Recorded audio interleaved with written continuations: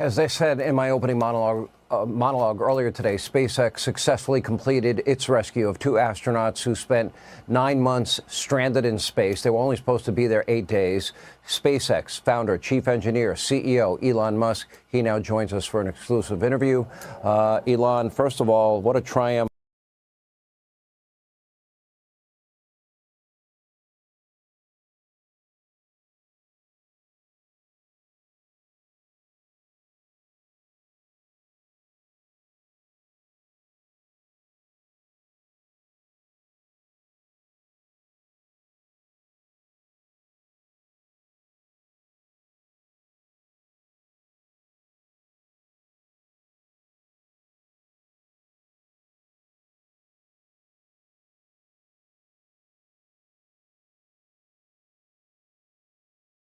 Its rescue of 2 astronauts who spent 9 months stranded in space. They were only supposed to be there 8 days. SpaceX founder, chief engineer, CEO Elon Musk, he now joins us for an exclusive interview. Elon, first of all, what a triumph to the human spirit, human ingenuity, engineering. First of all, on behalf of, I know, many people in this audience, thank you for what you did for those astronauts today. How were you feeling, throughout the day? I mean, I know I felt butterflies in my stomach, and I rarely feel them. Well, I'm actually usually a little nervous about these returns because there's always some risk that something could go wrong. But thanks to the excellent work of the SpaceX team working with NASA, the astronauts are now safely home. And so congratulations to the SpaceX and NASA teams on excellent work, and a huge note of appreciation to President Trump for prioritizing and expediting their return. You have been the chief engineer of SpaceX and remain the chief engineer of SpaceX. It is the first private company to ever make it to orbit. Walk us through the beginnings of that. It is not, it's something that nobody else has been able to accomplish.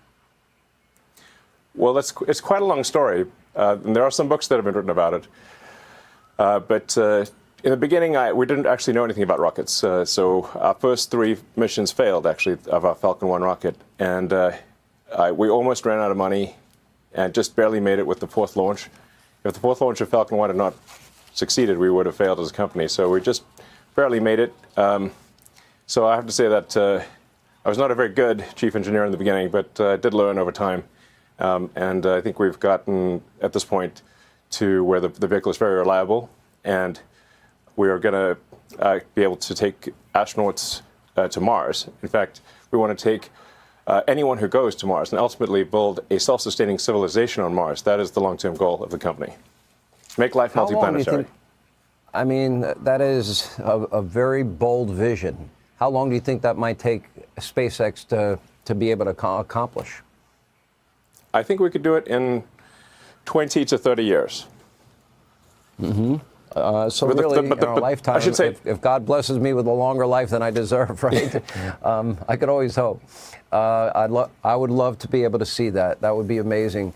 I happen to have a telescope, and I love to look at the stars in the sky and the planets, and I am amazed at the majesty of all of creation and the idea that we even look at the moon and we can go there and come back, or a space station, or you launching the hundreds of satellites you have. I want to ask you this question, if I may, and it's, every aspect of this rescue had challenges and danger. The launch, we start there. Then the rocket landing. I mean, we showed. I couldn't believe you were able to land the rocket that fell off perfectly where you wanted it to land. The docking video when they actually connected and got onto the space station. Then the taking off earlier today was a 17-hour trip, leading to the splashdown that all of America watched today. Every single aspect of that has danger and complications. Walk us through the dangers of each phase. Well, on the ascent phase, there's always some chance that either the first or second stage will blow up. In fact, I find it's actually remarkable when you see a rocket. I mean, when I see the rocket, I see a list of all the things that are wrong, all of the ways that it could go wrong and potentially fail. So you could have a first stage failure, a second stage failure, a stage separation failure. The Dragon could fail to separate from the rocket. The trunk could fail to separate from Dragon. There could be a sort of an engine failure on the spacecraft itself. When it's coming back, it's coming in so fast, it's a blazing meteor. And if anything happens to the heat shield, the whole craft is going to disintegrate.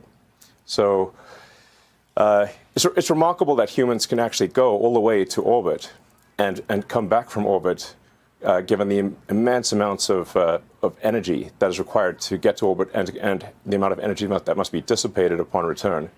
And then the parachutes have to open, that all has to work. Now, long term, we are going to be doing, not long term, this year, in fact, we are launching the Starship rocket, which I recommend maybe doing a piece on, because that is truly a revolutionary rocket. Starship is the first rocket that has the potential to make life multiplanetary, to make us a multi-planet civilization for the first time in the history of Earth. And that's truly profound. What was amazing, and I studied a lot of this because of my need to cover it, at one point going 17,000 miles per hour, going through 3,500 degrees Fahrenheit. You have this thermal protection system. Now, we do know that the Boeing Starliner, we know that it had problems. So these problems that you talk about, we can't take them for granted or get complacent.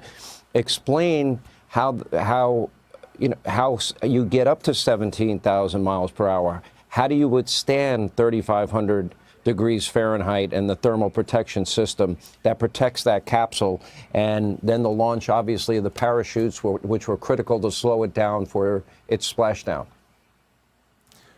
Perhaps we should do a longer segment, because I'd be happy to explain it in detail. I'll do the 2-minute version here. Yeah. Okay.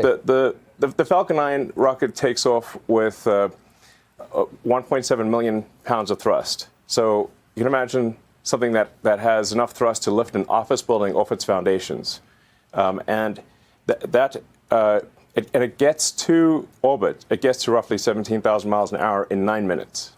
So from 0 to 17,000 miles an hour in 9 minutes, and then it's just when it comes back, you've got that heat shield that's got to dissipate that energy. Like I said, you're coming in like a blazing meteor, and hardly anything can survive that heat. And if the heat shield fails, you just get vaporized immediately. So it's we're really testing the very edge of human ability here, the very edge of material science, and it's kind of amazing that humans can do this at all. Hopefully for people out there, this is a moment of optimism about the future, a moment of excitement about the future, and it portends great things for America and humanity in space. I'm only going to ask you one political question, just for clarification purposes only. I don't think this should really be a political night. I think this is, a moment where the country should celebrate the fact that you were able to rescue them, that it happened successfully in spite of the difficulty, the challenges, and the danger.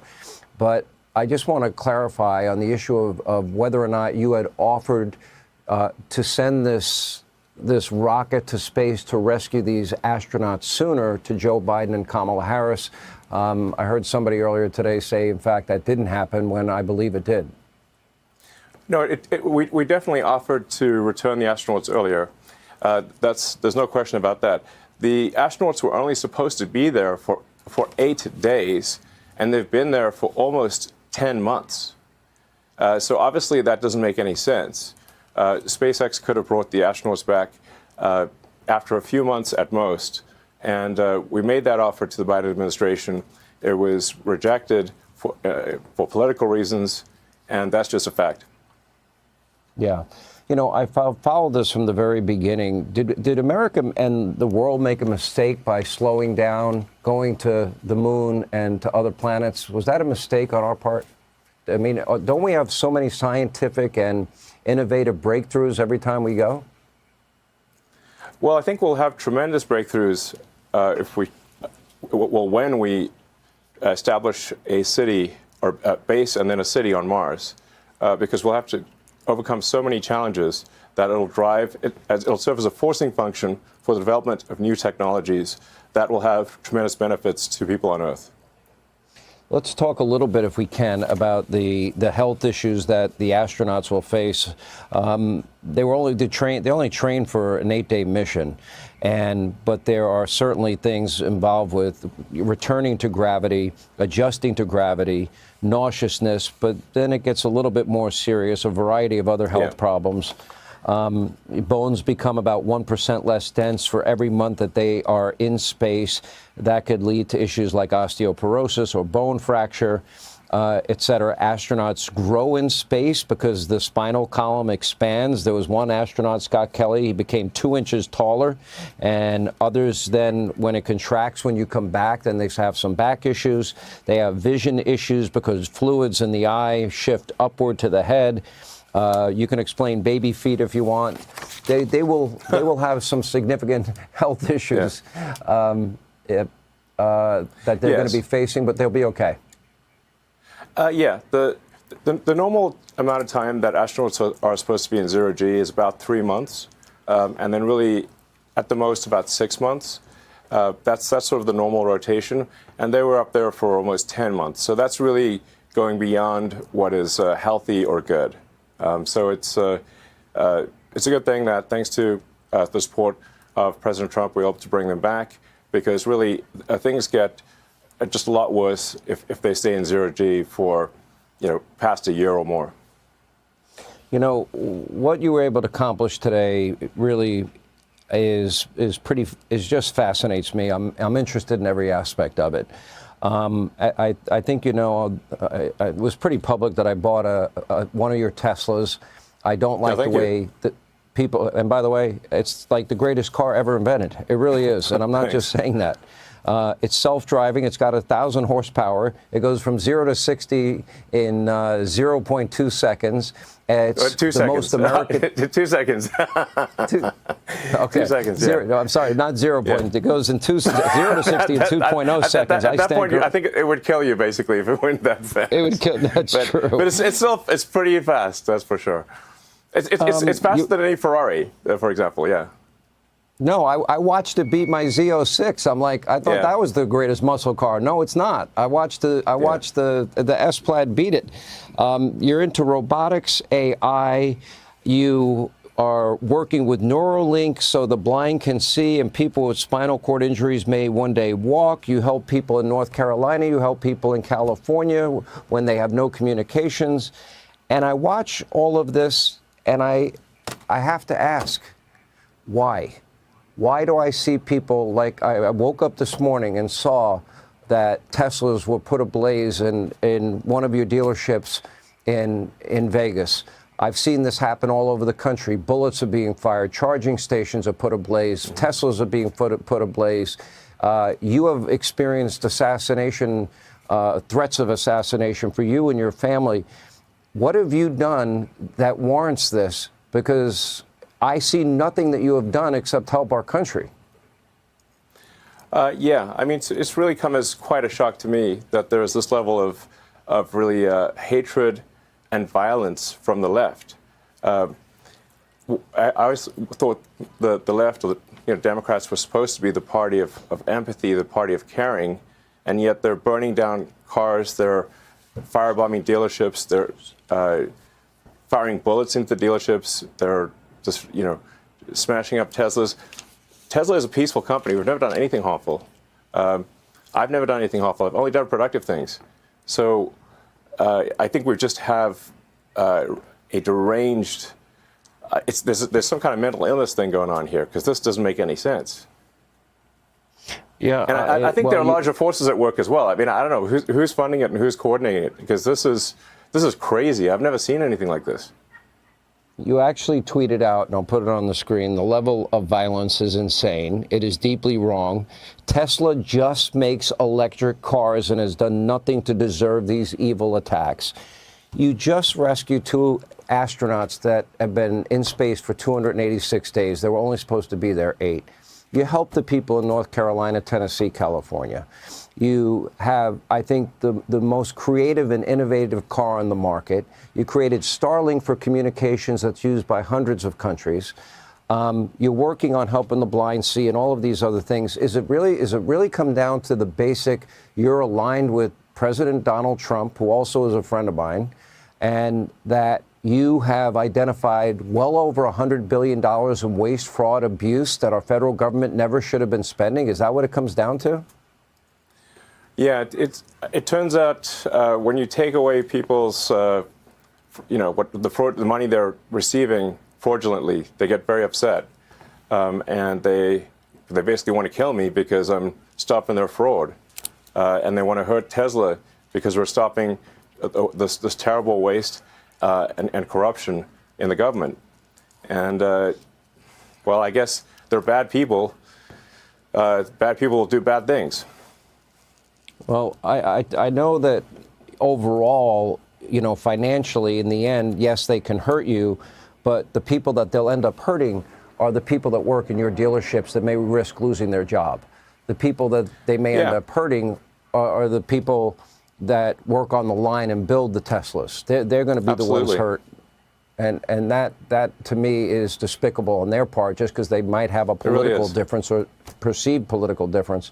Let me ask you this, because I think this is pretty important. The average American makes $66,000 a year. We're close to $40,000 in debt. You said to me in our last interview, we won't have a country unless we fix it now. Can you explain why this is so important that we identify all this waste? Yes, the government the government waste and fraud is so high that it's causing a $2 trillion annual deficit. So that's $2,000 billion of waste and fraud that's happening. And the cost of our debt has gotten so high that just the interest payments on the debt exceed the entire military budget. And it was just growing out of control. So the country was going bankrupt. It's just, a country is no different from a person. If a country overspends and doesn't spend wisely, just like a person, a country will go bankrupt. So the reason I'm here is because I'm very worried about America going bankrupt due to the corruption and waste. And if we don't do something about it, the ship of America is going to sink.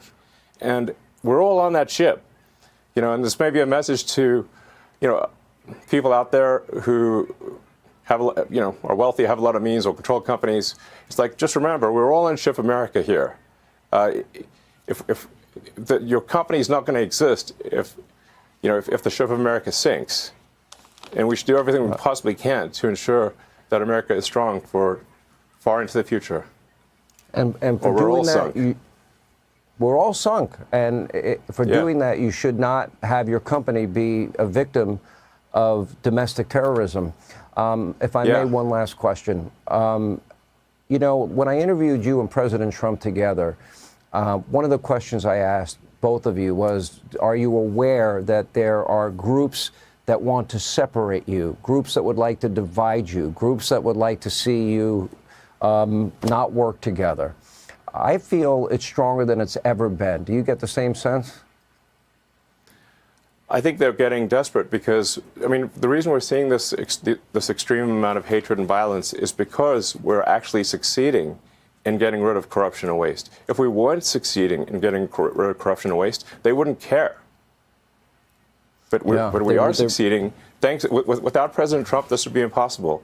So I'd just like to say, it's only possible with this president. And we've got this narrow window of opportunity with a House, Senate, and a popular vote, and really we're just implementing the will of the people. And we've got this window where we can finally take corrective action. We can fix the government, fix the country, and create a great future. And again, that's only possible because of President Trump. Well, I can't say enough good things about him. I'm kind of supportive too. I'm pretty well known for my support of him. As you might know, but for good reason, and for all the reasons you're saying. I want to save our country.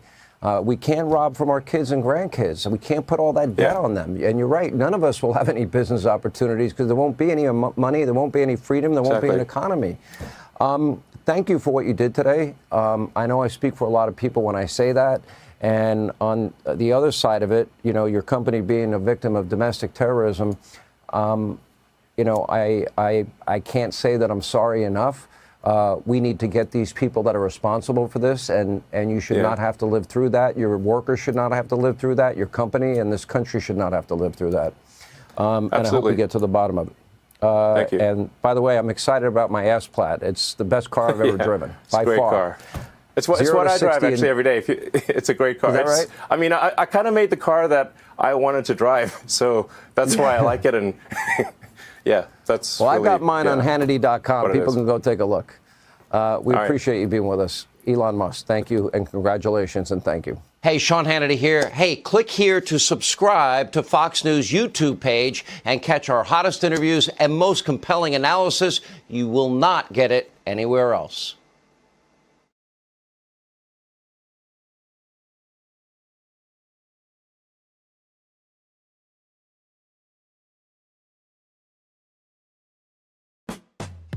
We always felt like our content was all about entertainment and being fun, but there was also this, sort of professional business side. One of the things that we knew was basically essential was getting our own website, so people would actually see a proper official group who mean business and who can deliver. And we always had this vision of bringing things into existence that previously had never been seen. This is the world's largest act. We bounced a plane, a boat and a car, and it was wild.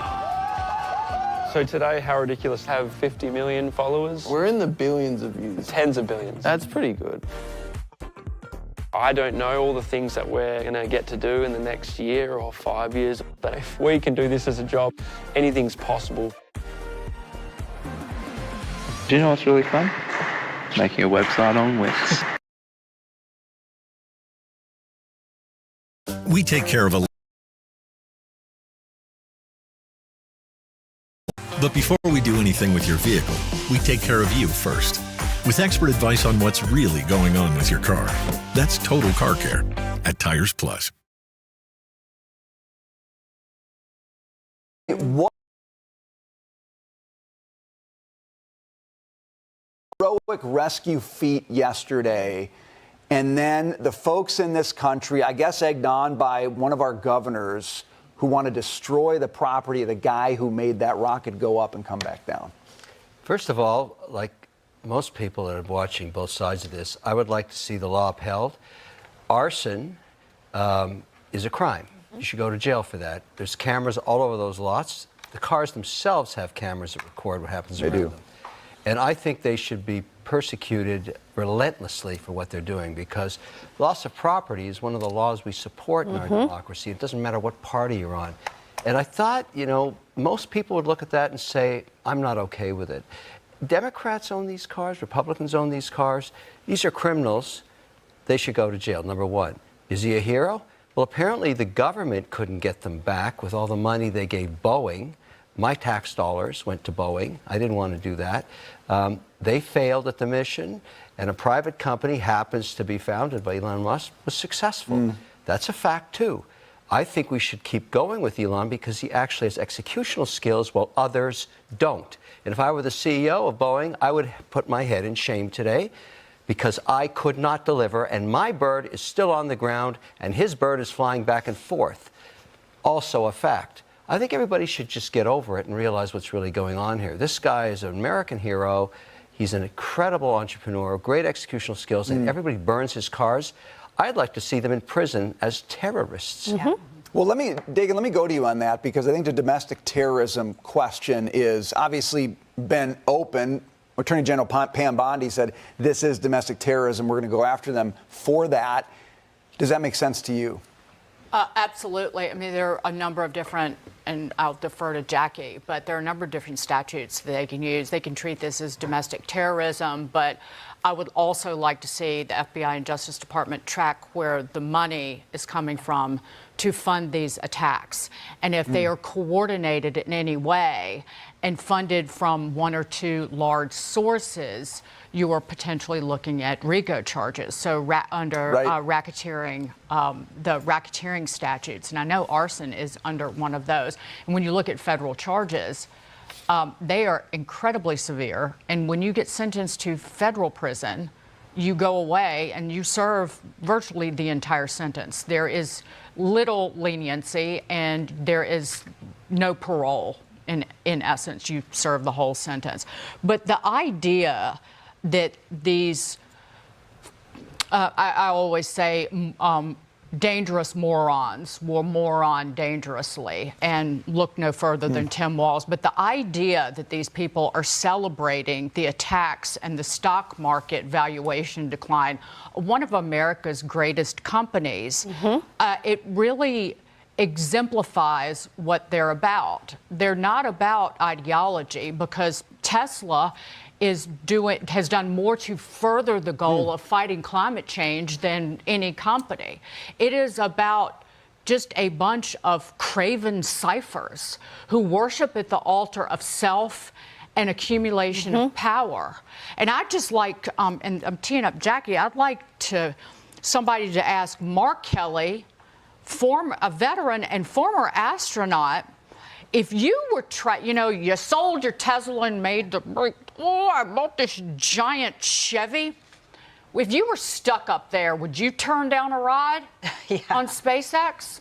Just curious about that, you bloviating fool. It's a great question, and I love the soundbite that we bumped in on, the Hannity soundbite with Elon Musk, where Elon says, we had the capability to go up and rescue these people way sooner. We offered that to the previous administration, and they said no. To me, that means not only was this political activism on their part, but those people became political pawns. They became political prisoners in space, which is absolutely mind-boggling. Now, there is a corollary theory to this, and Mark Kelly's brother, Scott, who is also a retired astronaut, was on with Brett last night. This is what the left is saying to counter what Elon Musk is saying, that we could have gone up there to get them sooner.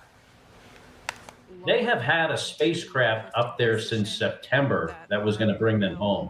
They've always had a ride home, and the decision to keep them up there had nothing to do with politics. It was just the fact that you need crew members to operate the space station. And they were the two that were there, and you had to send up a vehicle with 2 empty seats. So the safest thing to do was to just leave them there. Okay, so I just want to get this straight. They always had a ride home, but you needed more crew members to operate the space station, so they couldn't come home. And also, they were the only two there, so you had to send up another vehicle with 2 empty seats. So they didn't have a ride home, and that's why they didn't come home. And had Elon sent his spaceship a little sooner, they would have been here. These people are going to have an impact as a result of this physically, probably for the rest of their lives. And the fact that, we're playing politics with people's lives, or we're playing politics with companies and allowing laws to be, just completely ignored about destruction of property and the terrorism and all that it's wild. But that's what the left does when the narrative doesn't work for them. Well, Taylor, Dagan said something that caught my attention. It's actually, with these folks, it's not even about ideology. It's not like there are ideas that are motivating the people on the left who are burning down Tesla stuff and Musk stuff, or maybe even the folks involved in the decision about when the astronauts come home. It's sort of worse than that. It's like a hatred. It's a visceral, emotional reaction against. And I come to you on this because you're the person who gives me the other side of that, which is the emotional, visceral, love of the heroism that's happening in this moment. So this is what I can't figure out. The left used to be peaceful and now they're advocating for violent protests. This was the party that used to want to avoid war, and now they're advocating burning things down because my toddler does that, threatens to burn things down when she doesn't get her way, except that we're 30, 40, 50-year-olds and not 2-year-olds. That's pretty advanced for a toddler to You burn know what I down. mean, Okay. right? Not threatening to burn things down, but making threats in general. To celebrate the decline of a stock price, I think the left 20 years ago was pro-capitalism. I would never root for the price of a stock to decline unless the fundamentals tell you that it should go down. You don't do it because you happen to not like the CEO. Okay. I will not get emotional, but there is nothing more emotional than when that capsule hits splashdown and you hear those words from everyone at SpaceX, not Boeing, not NASA, not the US government, from everyone at SpaceX, welcome home. That should be the global unifying message of all of this, that he managed to do something that no one else right now can do. Jeff Bezos is a little far behind, but he's not there. Virgin Galactic's a little far behind, but he's not there. So he literally, Elon Musk, is the only one who can do it. And I love this story. I love the splashdown. I think it's an incredible moment for innovators and dreamers all over the world. There were some dolphins to welcome them? There were dolphins welcoming home. I think the control room looks exactly like the control room of our producers.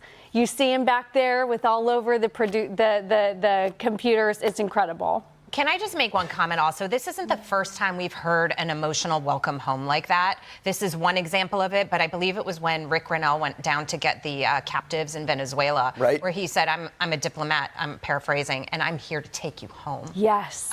We're seeing this happen in so many different instances. Well, it's a great public-private collaboration that we should be celebrating. This Elon burn the car stuff, this is direct derivative of Doge, which does not stop.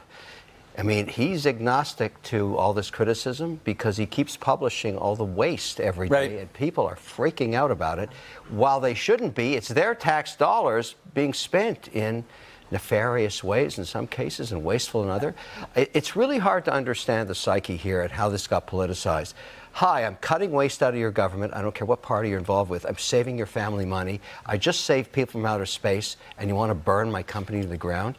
I think there's a little readjustment necessary here. And the way to get it going is let's get some images of these people who did these crimes on their way to prison for a long time. Let's bring that back. That's what we do in our society. We punish criminals that steal and burn, and they got to go to jail. I mean, that's it. Well, the good news is the astronauts came home, and more of the bad guys are going to jail, and that's the way it should be. Can I just add, though, I'm a child of the space race. I was born the year that we landed on the moon.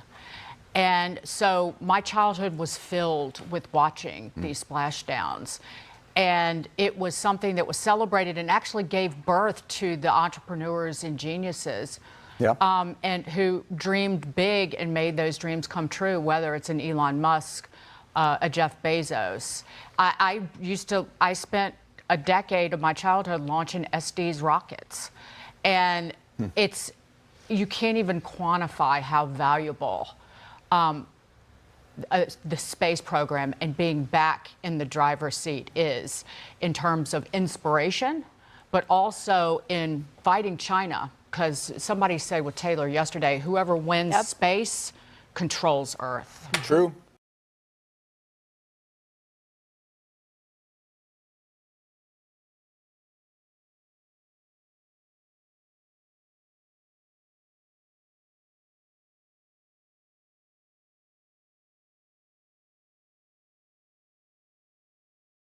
Exactly what the hell is Trump up to? I mean, he's put a knot in Canadians' tail. And the upside of that is that for the first time, certainly in the Trudeau era, even the Liberals are pretending that they're patriots and that Canada has a self-evident reason for existing, which is something that Trudeau has formally denied for the whole bulk of his political career, that we were a post-national state with no real identity, that our strength was our diversity, that leg one, where we had some advantage, was also an untenable basis for movement into the future, that we're going to enter into a green economy that was going to magically make us rich. And one of the things you're pointing out is, good. There is a virtualized economy, but we don't own any of it. So, and when I looked at Carney's book recently, Values, and he talks about this magical economy, which I suppose at least in part is a knowledge economy that's somehow going to emerge if we leave 80% of our fossil fuels in the ground. But you might say that it's a little short on detailed plan. So, okay, so what's Trump exactly? What do you think Trump is up to? I'm trying to spend most of my time with you today characterizing what's going on. I've only said one normative thing to date, so far in this, which was my belief in capitalism, in a liberal democracy, as the best way for human flourishing. And I'm going to give you what I plan to be only the second normative thing that I plan to say today, that I think that Trump's behavior is unpresidential, it's unprovoked, it's unkind, it's almost certainly illegal, though hard to enforce. Which matters. But in the characterization, I'm also going to say that I think he miscalculated, and it's actually been unwise and is counterproductive to America's interests, and actually in Canada's interests if we seize it. So I think this is a fascinating moment, and to sort of, for Canada, to quote the famous Yogi Berra, when you reach a fork in the road, you got to take it. Right. And so Trump sees Mexico as just a commodified labor to lowest cost for blue collar. Canada's to commodified labor at white collar workers, and it's all got to be subsidized. And so I actually think the appeasement, there's a little bit of benefit in appeasement and diplomacy, because you inform the U.S. that he may have to dial a few things back a little bit because it's counter to Americans' interests, not because he's compassionate to Canada economically or socially or security-wise. But I think he's said what he is. He believes that they are the empire, that you must pay a tax for the privilege of participating with the empire, interrelated with the empire. He wants to rename the Internal Revenue Service the External Revenue Service, and that people's taxes domestically can go down in the U.S. and that it's paid for through tariffs. And in economics, in prosperity, in a global system, the number one objective is to improve your terms of trade. And terms of trade is really simple, that it's the ratio of the price of what you sell to what you buy. And if you get a better price for what you sell, your terms of trade go up. If you pay more for something that you buy, your terms of trade go down. And that's the whole game, is terms of trade. And we thought that it was about comparative advantage, get out of the way. And America realized that it's about inserting the rent stuff where you get really high rents, which means that drives up your GDP per capita through higher terms of trade. And so their thinking is that I'm going to make you pay to come in here.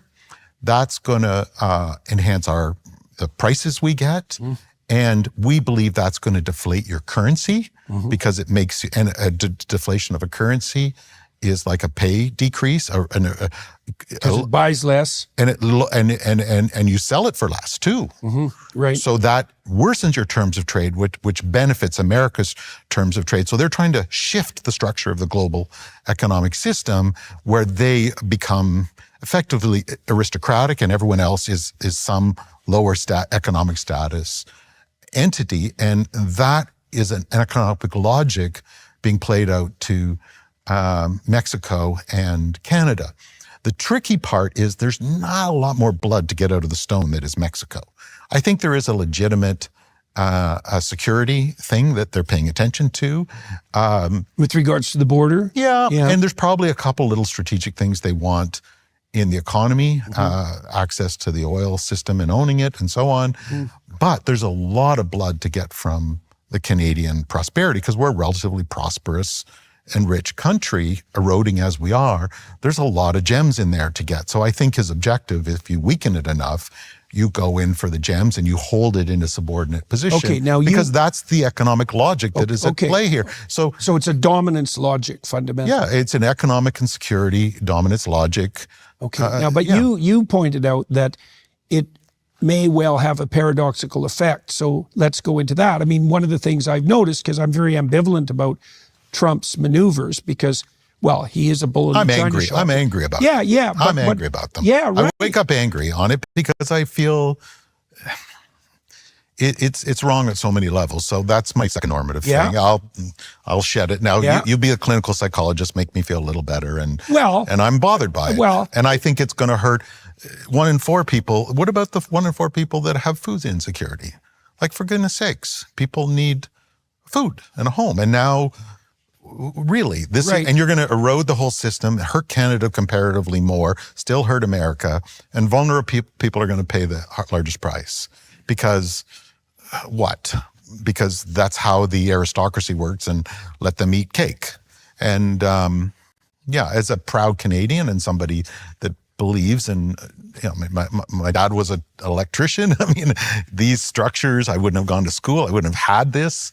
Yeah, it violates all sense of fairness for me. So that part of it is not cool by me. But yeah, we'll go into the misplayed hand by Trump. I would like to know partly, for example, why you are a proud Canadian, why you've stayed here because you didn't have to, and why you think this country is worth fighting for. And then I also want to know what you think about the fact that Trump tromping around has actually seemed to wake Canadians up a bit to help them understand once again that they do in fact have a country, that it might be worth preserving, that we should pay attention not only to the resource economy, which we've done everything to scuttle, but that we should maybe wake up with regard to, these more sophisticated issues that you've been bringing to light. Okay, so let's start with your feelings about Canada.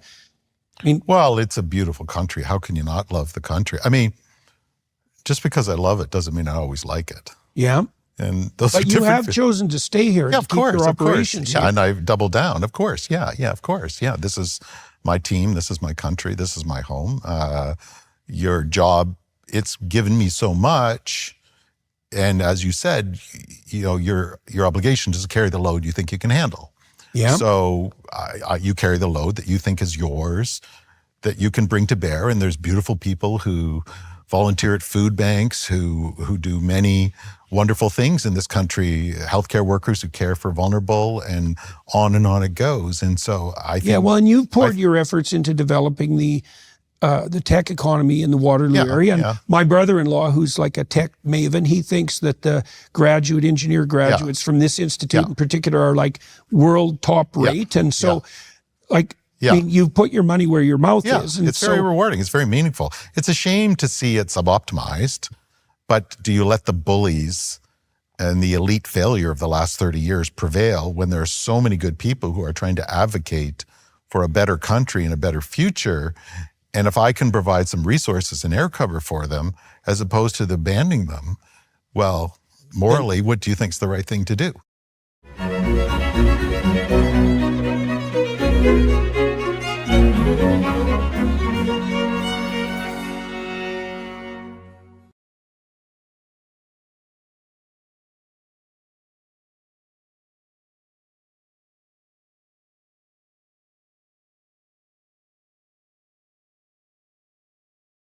It's clear that President Trump wants the Liberals in power because they will keep this country weak. After 10 years in power, the Liberals have given us the weakest economy in the G7. They've doubled our housing costs, driven $500 billion to the south, all while Mark Carney was economic advisor to Trudeau and while Mr. Carney moved his corporate headquarters to New York. Do you know that he moved his headquarters to Trump's hometown 6 days after Trump first threatened to tariff Canada? While these people here were worried about losing their jobs, Mark Carney was busy moving jobs to Trump's hometown. That's exactly the kind of weak, compromised, conflicted leadership that Donald Trump wants, and it's why he endorsed Mark Carney yesterday. What Canadians need, though, is a leader who's tough and firm and stands by his convictions. A leader who will make Canada strong, self-reliant, and stand on its own 2 feet. A leader who will put Canada first.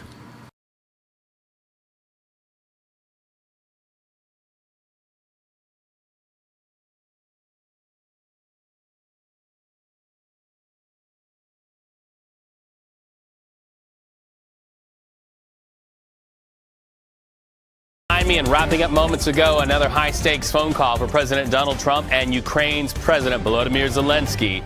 So the President of the United States calling that call very good in this post on social media, saying negotiations are, quote, very much on track. So the White House and Russia agreeing during a 2-hour call to the following terms. Let's get to what they are. An immediate ceasefire for 30 days on energy and infrastructure.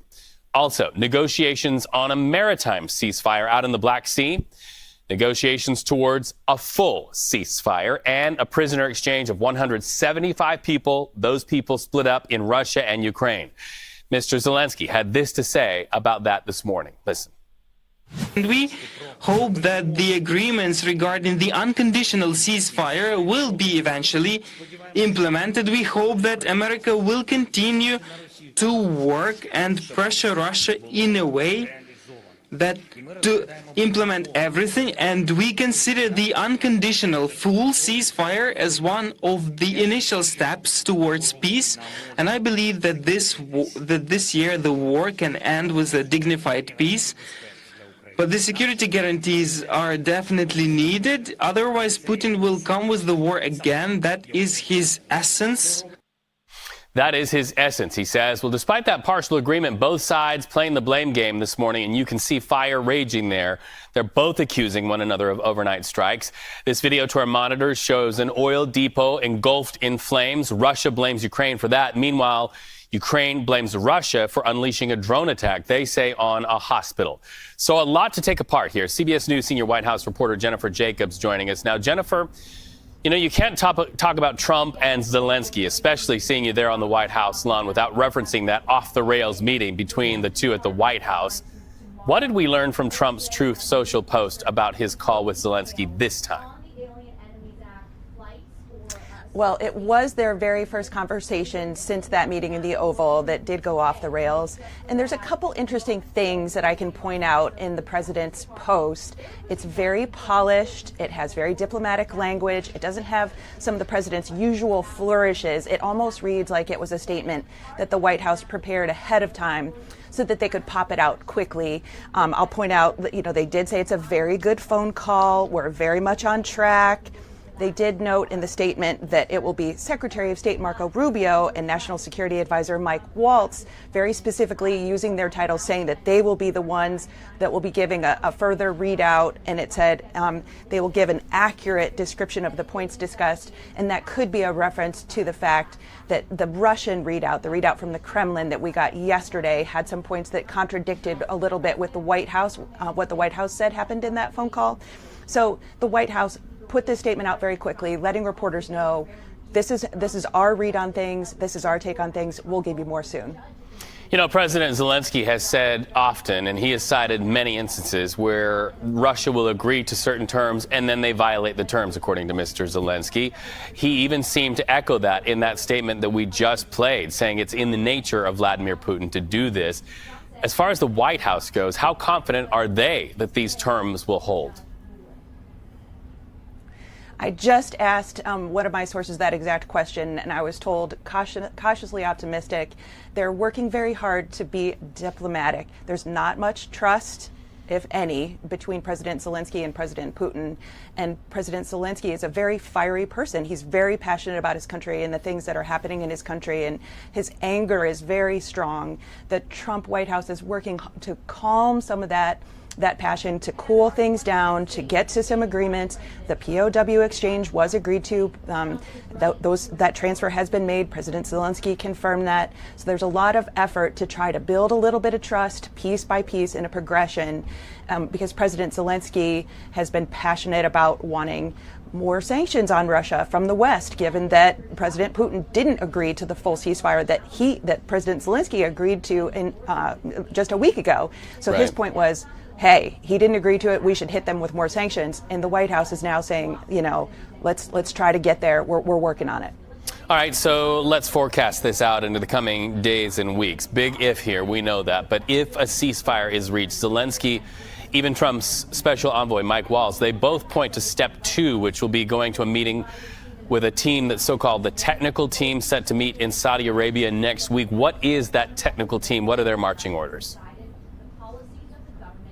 Right. Those are the ones that have been talking ahead of some of the big head of states or the principles discussions, and they talk about every single piece, how to implement, how to move forward, how to get to the final agreement, which is peace.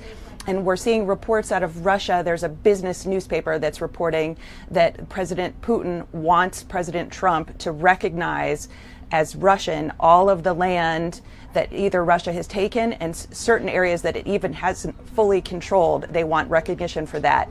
That wasn't discussed in the phone call yesterday between President Putin and President Trump, but that newspaper out of Russia is reporting that they're signaling that they want that. So I would assume that that's one of the things the Russian technical team will bring up in Saudi Arabia, some of those things that maybe didn't come up on the phone call that the Russians want. Jennifer Jacobs, CBS News senior White House reporter, thank you so much. We know that President Zelensky wants security assurances. That will be one of the devil in the details there. We appreciate your time today. All right, the players on the board.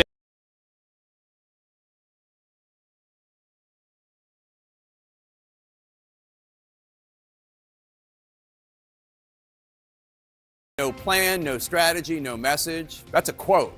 That's how a Democratic lawmaker was describing the Democratic Senate vote with Republicans this weekend to fund the government with a Republican funding bill, averting a government shutdown, but there was virtually no fight and nothing achieved for Democratic priorities. This comes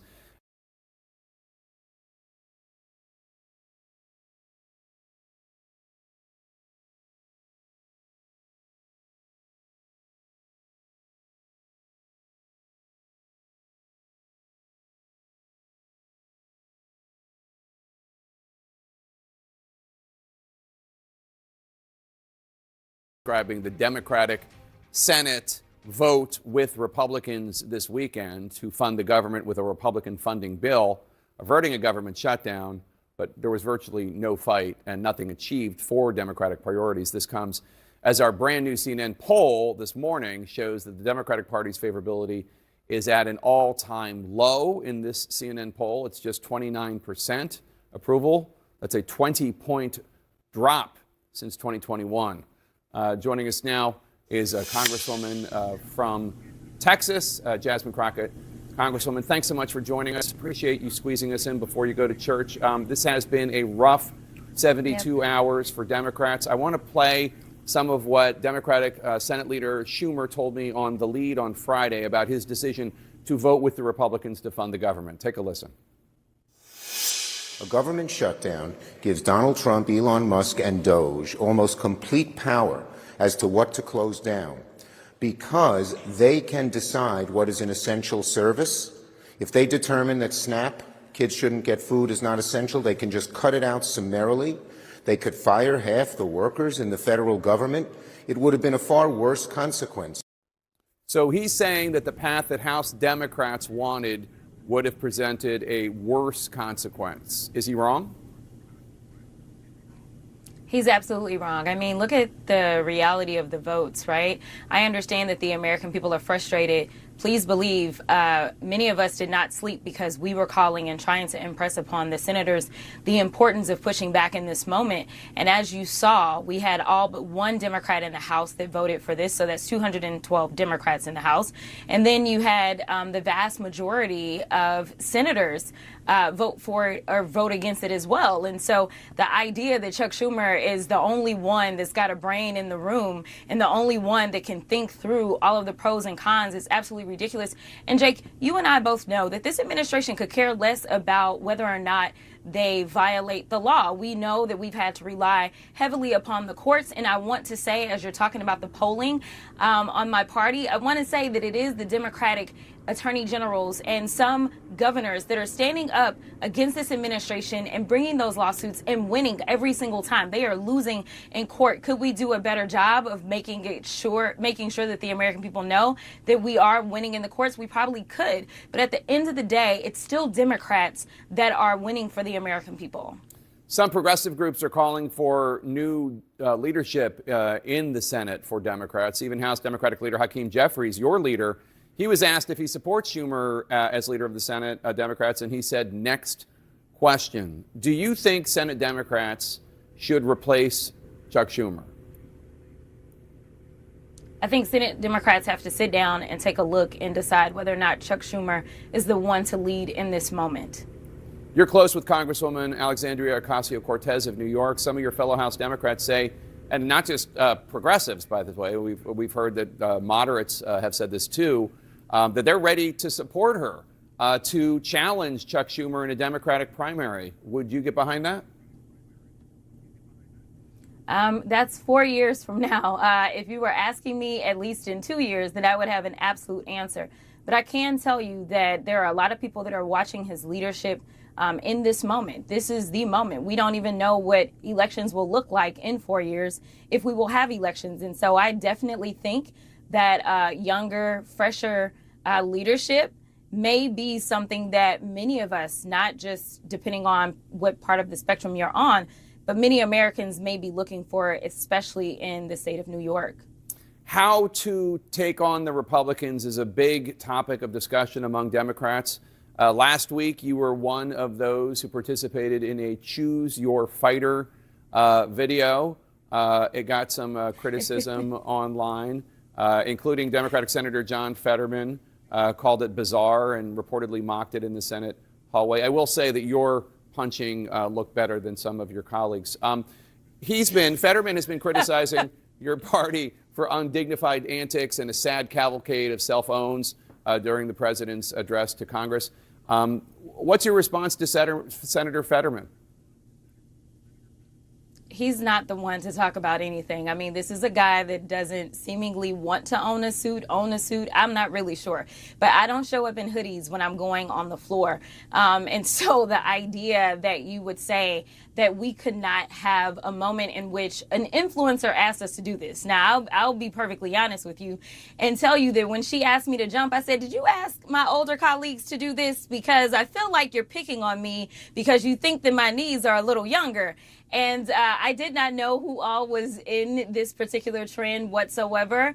And I think that it is important that people see that we're real people. And even if that means that there's a moment to laugh, that's okay, especially since it seems like we're doing more crying than anything. But just know that we were not on the House floor jumping around at all, whereas Senator Fetterman is consistently walking around the Senate chamber, and he is walking around in such a way that they literally had to change the rules in the Senate so that he could walk around that way. So I just don't think that he's necessarily the one to actually have an opinion about this. Let me ask you about the big news of this morning. President Trump seeking to use the Alien Enemies Act, a wartime authority, a law signed by John Adams in 1798, to deport undocumented Venezuelans that the administration say are dangerous individuals with ties to the gang Tren de Aragua. That gang is obviously associated with a lot of crime, human trafficking, drug dealing, theft, shootings, including in your state of Texas, right outside of your congressional district. Do you agree with this? And if not, what's your issue with the U.S. using any tool at its disposal to remove undocumented, violent people from this country? Well, my argument is that we already have tools that are available to remove undocumented violent people from our country. And so the idea that you want to go into a zombie law, this is kind of like what we saw in Arizona when they decided to revive a zombie law around abortion. It is the fact that we can't trust this administration to actually use a scalpel, but instead they love to use a butcher knife on things. And so giving them this wide latitude to just kind of go across and just claim that anybody is anything is wrong. And so we do have courts, we do have processes, we do have laws, and we should just go ahead and use those. There's a reason that nobody else has decided to go back into Adam's times in order to try to find ways to make sure that we can keep our country safe. All right, Congresswoman Jasmine Crockett, thank you so much for joining us today. Appreciate it.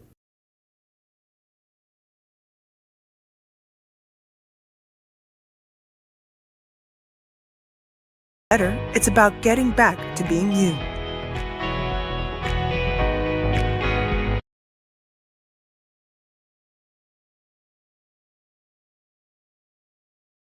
This is proof that Planned Parenthood is racist. Good afternoon, this is Autumn. Hello, Autumn. I'm interested in making a donation today. Fantastic. What about abortions for the underprivileged minority groups? I want to specify that abortion to help a minority group. Would that be possible? Like the black community, for example? Certainly. Okay.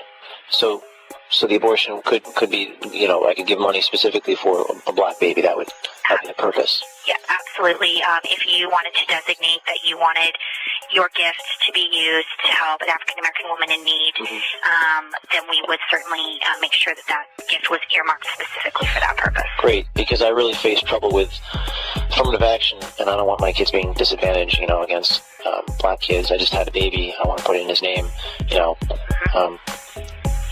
that's definitely possible. Oh, always. And we just think, the less black kids out there, the better. Understandable. I'm sorry, what is understandable about that? This is proof that Planned Parenthood is racist. Good afternoon, this is Autumn. Hello, Autumn. I'm interested in making a donation today. Fantastic. What about abortions for the underprivileged minority groups? I want to specify that abortion to help a minority group. Would that be possible? Like the black community, for example? Certainly. Okay. So the abortion could be, I could give money specifically for a black baby. That would have the purpose. Yeah, absolutely. If you wanted to designate that you wanted your gift to be used to help an African-American woman in need, then we would certainly make sure that gift was earmarked specifically for that purpose. Great, because I really face trouble with affirmative action, and I don't want my kids being disadvantaged, against black kids. I just had a baby. I want to put it in his name, so that's definitely possible. Oh, always. And we just think, the less black kids out there, the better. Understandable. I'm sorry, what is understandable about that?